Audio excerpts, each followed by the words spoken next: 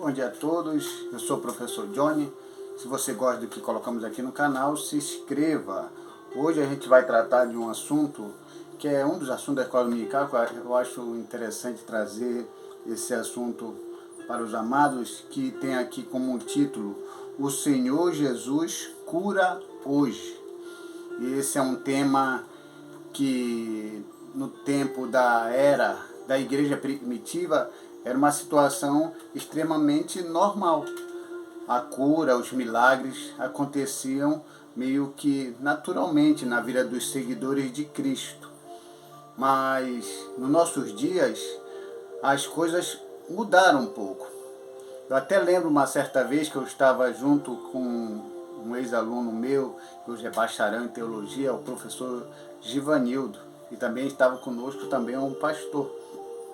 E nós estávamos falando sobre aquela questão de que lá na Porta Formosa aconteceu aquele milagre. E que aqueles seguidores de Cristo disseram: nós não temos nem ouro e nem prata, mas em nome de Jesus levanta e anda. E aquele pastor falou assim: hoje em dia, graças a Deus, que nós não podemos mais dizer que nós não temos ouro e nem prata, porque hoje em dia a igreja tem ouro e prata. Aí esse meu amigo falou assim: mas hoje nós não podemos dizer levanta e anda. Naquele tempo a gente não tinha nem ouro e nem prata. As igrejas não tinham ouro e nem prata, mas tinham o poder de dizer levanta e anda. E hoje nós temos grandes catedrais, grandes igrejas, temos ouro e prata, mas não temos o poder de dizer levanta e anda. Porque tudo mudou em relação a essa intimidade, essa comunhão com o Espírito Santo, que hoje meio que está nulo para aqueles que não creem, mas aqueles que se mantêm fiéis na palavra do Senhor, isso vai acontecendo de forma positiva. Então aqui a introdução fala o seguinte aqui nessa revista da Escola Dominical. A revista dominical, a edição é de 7 de março de 2021.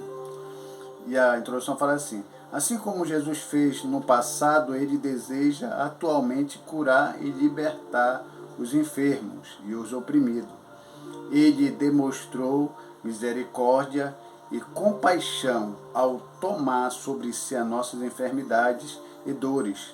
O caráter e a compaixão de Jesus permanecem imutáveis na atualidade. Deus é fiel para curar as nossas enfermidades. Amém. A introdução começou muito bem, dizendo que ele levou todas as nossas enfermidades. Isso aí você encontra lá em Isaías, ali no capítulo 53, ali o versículo 4 e 5, que ele levou as nossas iniquidades, ele foi transpassado pelas nossas dores. Então, o que acontece é o seguinte: naquele texto já diz muita coisa. Ele levou nossas enfermidades. Levar nossas enfermidades não significa que nós não vamos poder ficar doentes. Claro, nós somos carne, nós vamos ficar doentes. Mas sim, uma vez que nós podemos ficar doentes, também podemos pedir a Deus, pedir no nome de Jesus Cristo que nós venhamos a receber a cura, a bênção da cura. Porque quando falamos ou perguntamos para qualquer pessoa o que é que Jesus veio fazer aqui na terra, aí as pessoas dizem: ele veio morrer pelo nosso pecado, ponto. Sim, Jesus veio morrer pelo nosso pecado, mas não é só isso. Ele também veio nos trazer a bênção da cura. Então todas as vezes que usamos a expressão Senhor, se for a tua vontade, quando oramos por uma pessoa, irmão, nós devemos ser sinceros. A gente quer fugir da responsabilidade. Isso é falta de fé. Porque a vontade de Deus é soberana. Se ele quiser curar, ele cura. Se ele não quiser curar, ele não cura. A vontade dele é soberana. Você sabe qual é a vontade de Deus? Às vezes você vai saber a vontade de Deus em relação à palavra do Senhor. Mas quando você ora por uma pessoa que está enferma, o que acontece? A vontade de Deus já está sobre aquela pessoa, mas você não sabe. Mas você, como servo do Senhor, que tem compaixão, que tem tem dó, digamos assim. É uma expressão assim meio chula, mas de dó. De ver aquela pessoa naquela situação e você quer, dentro daquilo que você sente, dentro do seu coração. Não o sentimento de sentir, mas estou falando fé. Para aquela pessoa ficar curada, então você tem que pedir para que Deus cure. Em nome de Jesus, seja curado. Agora, se vai ser curado ou não, aí é a vontade soberana de Deus. Mas a nossa, em relação àquela pessoa, é que a pessoa fique bem, fique sã. Por que eu falo que a expressão de quando se ora por uma pessoa tem que usar a vontade de Deus? É como se a pessoa dissesse assim, olha, eu estou orando, eu estou aqui fazendo a minha parte e estou colocando na vontade de Deus. Olha, se Deus curar ou não curar, não tem nada a ver com isso. É como se ele dissesse outras palavras. Quando ele diz assim, seja feita a tua vontade, é como se ele usasse essa expressão, não tenho nada a ver com isso aí. Claro que você tem, amigo. Você é um seguidor de Cristo. Jesus disse, ide por todo mundo e pregar meu evangelho. E mandou ir também, expulsarão os demônios, se beber alguma coisa mortífera não lhe fará mal algum, porão as mãos sobre o enfermo e ficarão curados. Esse é o ide de Cristo, para você manifestar a glória de Deus através desses milagres. Quem pecou? Perguntaram para Jesus certa vez. Uma pessoa estava coxo ali, estava naquela situação ali. E quem foi que pecou? Seus pais? Foi ele que pecou? Jesus disse, não, nem ele pecou, nem os pais dele pecaram. Isso é para se manifestar a glória de Deus. Aí Jesus vai lá e cura aquele homem e o nome de Deus é glorificado. É para a glória de Deus. Então, quando você está diante de uma pessoa enferma e não acontece nada, automaticamente você tem que sentir vergonha. E eu falo pessoalmente de mim. Quando vejo pessoas com situações tão delicadas, com paralisia infantil, pessoas paralíticas, pessoas com doenças incuráveis, como câncer ou qualquer outra doença. E eu deveria, como servo do Senhor, estender minhas mãos em nome de Jesus e aquelas pessoas ficarem curadas. Porque Jesus falou assim, lá em João 14, capítulo 14, versículo 13. Tudo que vocês pedirem em meu nome será feito. Tudo. Tudo, não deixa AIDS de fora, não deixa dor de barriga, nem dor de dente, nada. Nem esse Covid-19 que aí está contaminando não fica de fora. No nome de Jesus, todas as enfermidades são vencidas. E aí, entramos na questão de que usamos a expressão, se for a tua vontade. Vou dizer uma coisa para vocês. Jesus e nem os seus seguidores usaram essa expressão quando for orar por uma pessoa. Senhor Deus, se for a tua vontade, eles nunca usaram essa expressão. Vocês podem ler a Bíblia, nunca usaram essa expressão, se for a tua vontade. Eles sempre oraram, anda, vê, ressuscita, porque eram pessoas objetivas, diretas em relação àquilo que eles estavam fazendo. Uma única vez só que foi usada, que seja a tua vontade, Jesus usou essa expressão uma única vez, quando se referiu a ele. Então isso quer dizer o quê? Quando você ora ao Senhor, você coloca a sua vida, você sim tem que dizer, Senhor, faça a tua vontade na minha vida. Na minha vida. Faça a tua vontade na minha vida. Mas quando você ora por uma outra pessoa, você não tem que usar seja a tua vontade, porque isso não tem na Bíblia. Você tem que dizer, Senhor, cura. Se é para ver, Senhor, faça ver. Se é para andar, Senhor, faça andar. No teu nome. Porque é isso que está escrito. Porque quando usamos a expressão seja a tua vontade, nem que você está desrespeitando a Deus. Nem que você está querendo se colocar como Deus. Não é nada disso. Quem está pensando isso está com a mente muito longe da realidade. Tem que ler a Bíblia, ler a Bíblia. Eu também não estou dizendo aqui que a pessoa não pode ficar doente, porque tem pessoa que diz que usa essa expressão, tem a R.R. Soares, parece que eu vi comentar que ele usa essa expressão, quem não usa essa expressão, que for a tua vontade, porque ele acredita, parece-me que já me disseram, eu acho que é verdade, que o crente não pode ficar doente. Não, o crente pode ficar doente sim, isso não é a minha ideia. Estou dizendo que o crente pode ficar doente sim, porque ele está na carne. Mas também eu creio que o nome de Jesus cura. cura de verdade. Não foi só naquele tempo, ele cura hoje também. Isso tem que ficar claro para nós. Porque alguém pode dizer, não, mas é a vontade de Deus. Não é a vontade de Deus ninguém ficar doente. As pessoas ficam doentes porque estão nessa natureza pecaminosa, carne. Porque se é a vontade de Deus uma pessoa ficar doente, o que eu posso falar em relação aos médicos? Eu posso falar em relação aos médicos, os médicos e as enfermeiras são filhos do diabo. Por quê? Porque eles estão ali estudando a medicina, tentando descobrir soluções, e eles estão transgredindo a vontade de Deus, porque é a vontade de Deus alguém ficar doente? Não, não é a vontade de Deus da pessoa ficar doente. A vontade de Deus é que todo mundo tenha saúde, tenha uma vida em abundância. Então você tem que orar mesmo para que Deus cure. Agora, se Deus vai curar ou não curar, cabe a Deus, mas você tem que pedir para Deus curar. Porque essa é a demonstração de compaixão. Jesus, quando via os enfermos, ele se compadecia, havia compaixão. Então ele curava, ele fazia as pessoas receberem a bênção do Senhor. Espero que isso fique claro para você. A vontade do Senhor só vai ser dita por você quando for em relação a você. Senhor, faça a tua vontade na minha vida. Mas quando você vai orar pela outra pessoa, não use segundo a vontade de Deus, porque isso você está tirando a responsabilidade. Isso é falta de fé. Você tem que pedir para Deus curar. Agora, se Deus vai curar ou não, aí está na vontade soberana dele. Você não sabe. Você não sabe o que é que Deus quer com aquela pessoa. Porque se é a vontade de Deus aquela pessoa ficar doente, nem você pode orar por ela.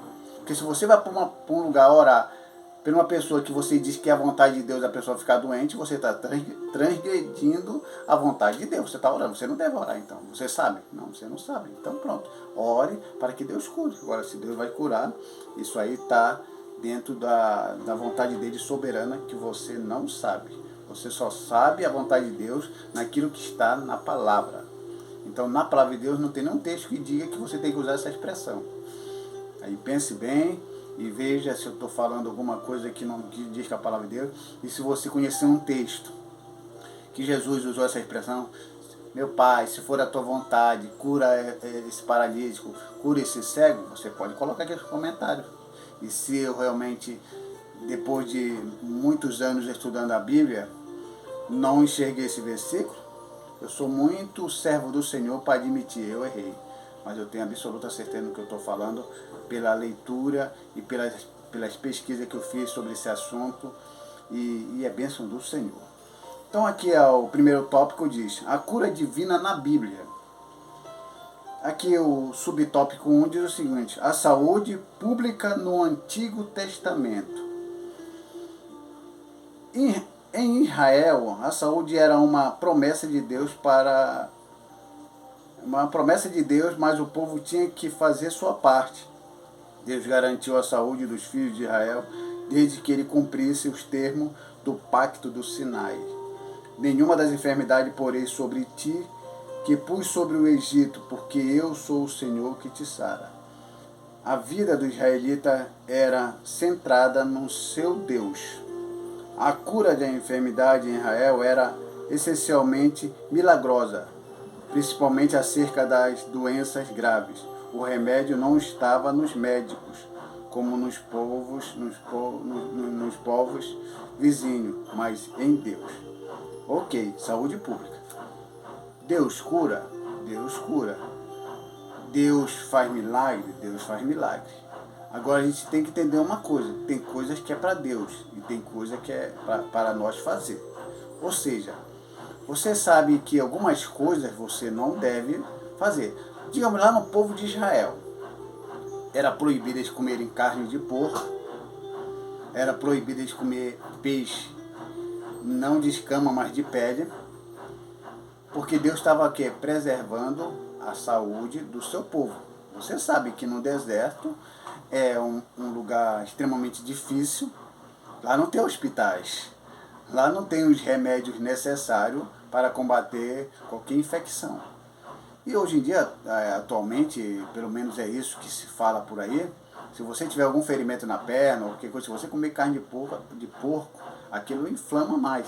Se você, digamos, tiver algum ferimento no corpo, algum problema no intestino, na parte do corpo, e comer um peixe, não de escama, mas um peixe que é chamado de remoso. Porque tem carne também que é remosa.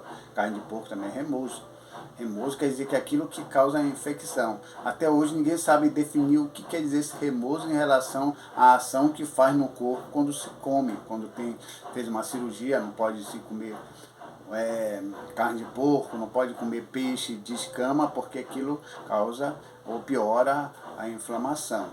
Então Deus, preservando o seu povo, proibiu deles comerem esses animais. Então é Deus olhando para o seu povo, mas ele dizia, ele pode curar, ele podia proteger, mas também o povo tem que fazer a parte dele. Se Deus fala assim, não coma isso, não coma isso.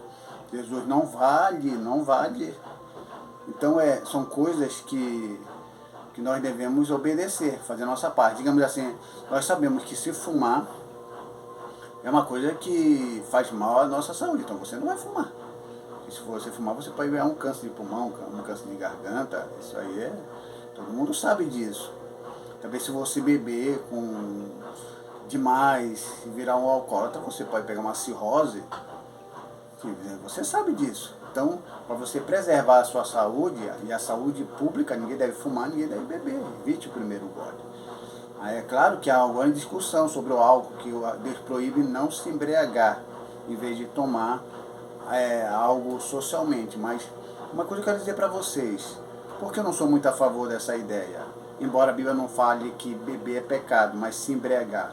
Porque a maioria dos grandes alcoólatras começaram com um pouquinho, com o primeiro gole. Até os alcoólicos anônimos, que não tem nada a ver muito com religião, eles dizem que não é bom. Então nós que servimos ao Senhor, devemos evitar isso para que não venha nos trazer algum prejuízo futuro. Evite o primeiro gole. Subtópico 2. A prevenção da doença é bíblica. A prevenção da doença é bíblica. Se prevenir é bíblico. Você tem que se prevenir. Cuidado com as coisas que você está comendo em relação àquilo que vai lhe trazer não saúde, ou seja, doença. A alimentação saudável é a higienização adequada de bons hábitos que contribuem para a boa saúde. Quando a lei de Moisés instruiu o povo sobre o padrão de higiene Levítico 15 e os preceitos dietéticos, no capítulo 17, embora a parte da purificação fosse cerimonial, o objetivo principal era a saúde da população. Isso mostra o interesse divino na saúde pública e individual.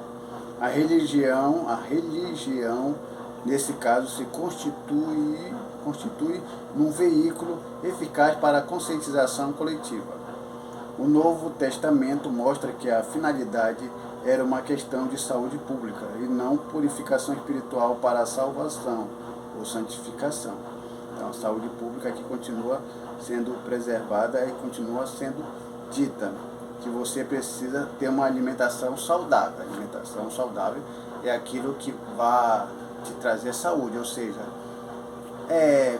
comer uma carne de porco, assim, digamos nós que não temos essa proibição, os adventistas do sétimo dia, temos amigos que não fazem isso, não comem, amém, é o que eles creem, que eles fazem, eles estão errados? Não, realmente a carne de porco, se você não souber como fazer, e se você comer muito aquela gordura, claro que isso lhe trará consequências futuras.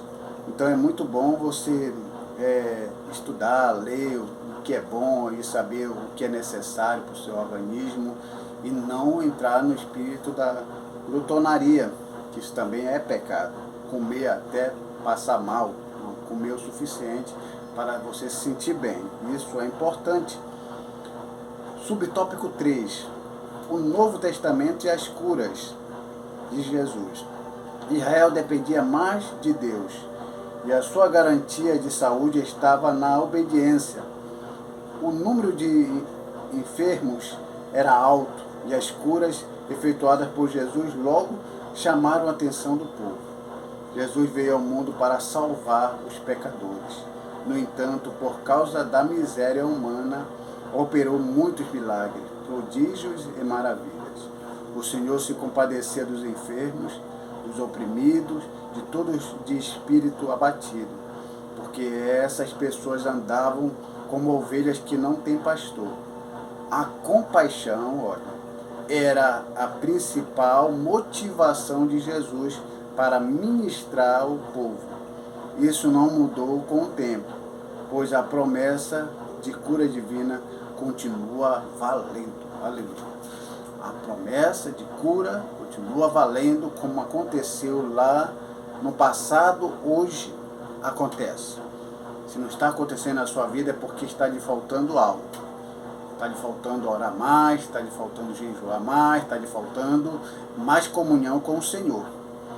Esse é o grande problema das igrejas atuais. E Jesus veio salvar, com ele juntamente a bênção da cura. Talvez se ele tivesse vindo só com a intenção de salvar, como alguns querem pensar, mas por ele ver tanta miséria, tanta enfermidade, ele manifestou a cura, porque a compaixão era a principal motivação de Jesus.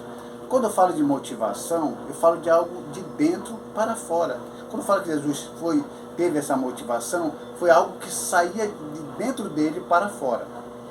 Porque o povo em si enfermo não tinha poder de motivar a Cristo. Porque a motivação não é algo de fora para dentro, mas é algo de dentro para fora. Então o que aconteceu é o seguinte: a estimulação que é algo de fora para dentro, a estimulação de as pessoas estarem enfermas fez com que Jesus se motivasse, ou seja, uma motivação de dentro para fora. Porque eu não tenho poder de te motivar, eu tenho o poder de te estimular, de te incentivar, que é algo de fora para dentro. Ninguém tem poder de motivar ninguém. A pessoa que se motiva, que é algo de dentro para fora. E é isso que acontece. Nós devemos ler a palavra do Senhor, sermos motivados, algo de dentro para fora, através de tantas coisas que nós estamos vendo no mundo. E essas coisas podem ser um incentivo, um estímulo para nós buscarmos mais a Deus, que vem de fora para dentro, e nos fazer ir aos pés do Senhor e pedir o dom da cura, para que o Senhor venha a manifestar esse grande milagre na nossa vida.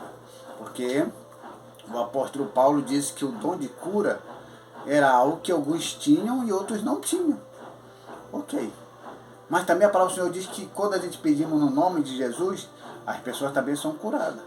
Então existem duas situações. Se você não tem um dom de cura, mas pelo menos no nome de Jesus, se você crer e tiver fé, o nome de Jesus faz milagre. E as orientações são básicas. Qual é a orientação básica quando você for orar pelo enfermo? Se você tiver fé. Orientações básicas, irmão. Orientações básicas. Porão as mãos sobre os enfermos e eles ficarão curados. O nome de quem? De Jesus. Então, coloque as suas mãos sobre o enfermo e diga: meu Deus, segundo a tua palavra diz que tudo que eu pedir em teu nome será feito. E com imposições de mão, você pode pedir para que Deus cure e o milagre do Senhor vai acontecer. Se você crer, o milagre do Senhor vai acontecer. Se você não crer, nada acontecerá. Mas se você crer e orar com fé, pedindo ao Senhor, vai a bênção do Senhor descer e algo irá acontecer nessa dimensão terra. Porque você conseguiu atingir a dimensão do reino espiritual da fé e isso fez com que mudanças acontecessem aqui nessa terceira dimensão por causa da fé que você conseguiu alcançar em Jesus Cristo. E as coisas vão acontecendo porque você conseguiu. Você atingiu a comunhão máxima com o Senhor. Se você está orando e as pessoas não estão sendo curadas, é porque a tua comunhão com o Senhor ainda está falha e fraca.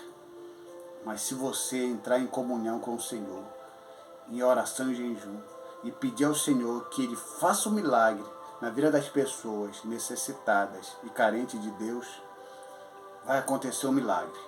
Você só precisa crer nisso. Claro que muitas pessoas vão ser céticas em relação a isso, mas cada um é cada um. Cada pessoa tem a sua maneira, a sua comunhão e o seu contato com Deus. Isso eu não vou questionar.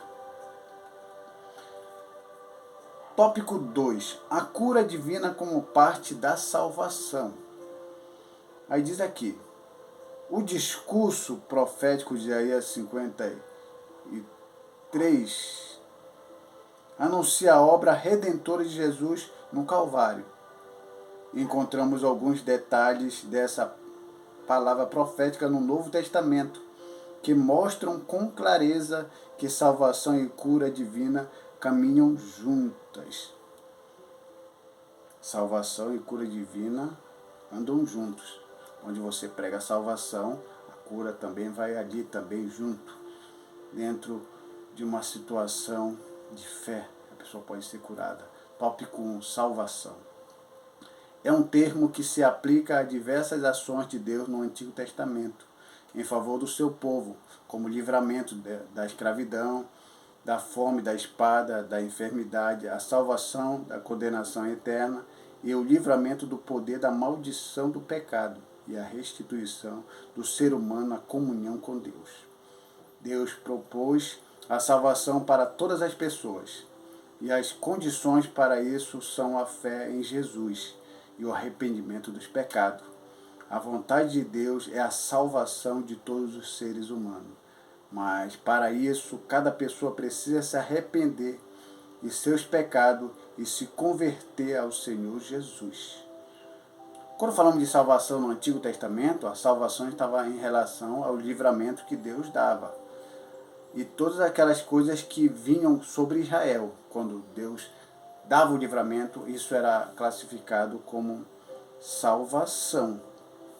Já nos dias de hoje, a salvação para nós não é um livramento de um povo inimigo, mas a salvação em Jesus Cristo. Você crê em Jesus Cristo,